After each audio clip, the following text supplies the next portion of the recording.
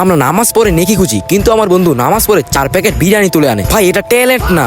বিকালবেলা বসে বসে ভিডিও এডিট করতেছে, এডিট করার সময় চোখ পড়লো ঘড়িতে, দেখি 4টা বেজে গেছে। আরে গার্লস স্কুল ছুটি দেওয়ার তো টাইম হয়ে গেছে, আয় দেখতে যাবি না? আরে না, আমি ভালো হয়ে গেছি, আমি এখন ব্লগিং ইন্টারেস্ট দিতেছি। আরে আয়, গার্লস স্কুলের নতুন মাইয়া ভর্তি হয়েছে। কস কি আসলেই? তাইলে আয়স টাকা এডিটের গোষ্ঠী মারি।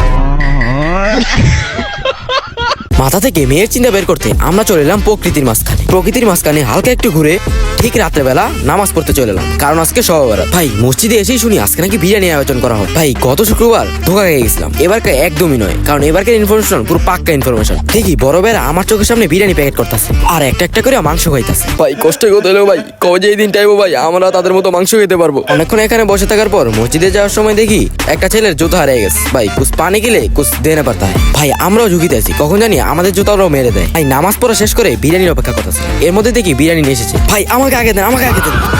বিরিয়ানি নিয়ে বেরিয়ে দেখি বন্ধু চাইতে গেছে, আমিও কম না ভাই, আমিও চাইতে নিয়েছি। ভাই দুঃখের কথা হলো ভাই, এটা আমার প্রতিবেশী, আমার বন্ধুরা একই।